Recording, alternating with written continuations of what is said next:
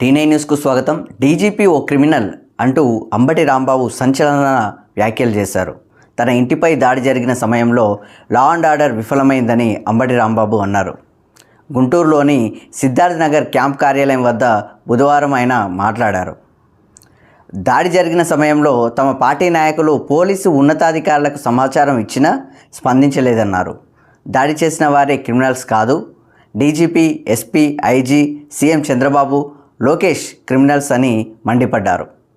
తమ ప్రాణాలు పోయినా న్యాయం కోసం పోరాడతానని పేర్కొన్నారు అంబటి రాంబాబు.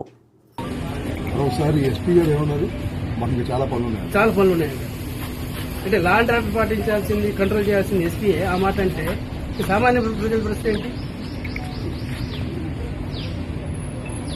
ఒక్క విషయాన్ని మాత్రం మీకు చెప్పదలుచుకున్నాను. ఈ ద్వారా రాష్ట్ర ప్రజానికి విఘ్నులైనటువంటి ఆల్ పార్టీకి సంబంధించినటువంటి లెజిస్లేటర్స్ కానివ్వండి, నాయకులు కానివ్వండి, రాజకీయాలను అతి సన్నిహితంగా పరిశీలిస్తున్నటువంటి వారికి కానివ్వండి, నేను ఒక విషయాన్ని ఇక్కడ చాలా స్పష్టంగా చెప్పవచ్చు.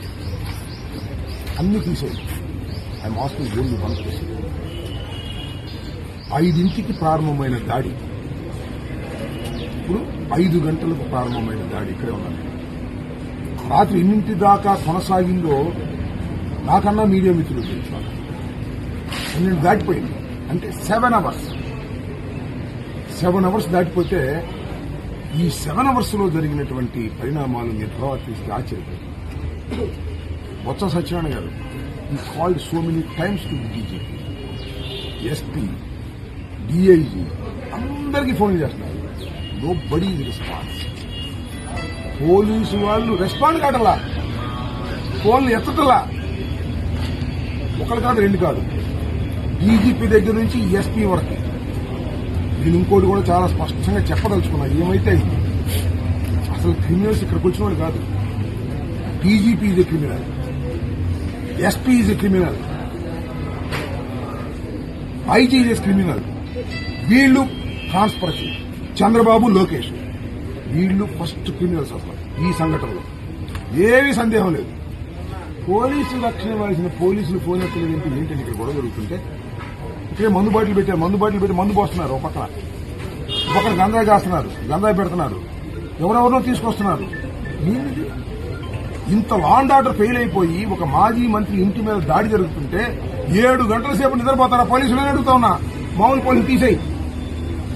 డీజీపీ, ఐజీ, ఎస్పీ, మీరు చెప్తే దీనికి కారణం చంద్రబాబు చెప్తే కదా ఆగింది. మీరు వచ్చి ఎస్పీ ఎందుకు తిరిగి వెళ్ళాడు? చాలా పనులు ఉన్నాయి మీకు, ఓకే, చాలా పనులే వంటలా. ఏ పనులు ఉన్నారు మీరు? నాకు అర్థం కాదా? చంద్రబాబుతో టచ్లో ఉన్నారు ఎల్లమాకం అంటానికి. చాలా అన్యాయం ఇది. నేను వదిలిపెట్టే ప్రశ్నే లేదు. ప్రాణాలు పోయినా ఫైట్ చేస్తాను. ఈ పోలీసు చేసినటువంటి అఘాయిత్యానికి పోలీసులు అంటారా? నేను ఇక్కడ జనం వచ్చారు నా వ్యతిరేకులు, వాళ్ళందరినీ జవాబు తీపింది వాళ్ళే కదా. పోలీసులు రక్షణగా ఉంటే ఏం చేస్తాం? దీని నుంచి ఖచ్చితంగా రాష్ట్ర ప్రజానీకం వ్యవస్థలు ఏ విధంగా తయారవుతుందో దీనికి సమాధానం చెప్పే రోజు వస్తుంది. దీన్ని వదిలిపెట్టి ప్రశ్న లేదని కూడా ఈ సందర్భంగా చెప్పాలి. పోలీసులే క్రిమినల్స్ అయితే తిరక్కేం చేస్తారు? ఏం చెప్పాలి దీనికి?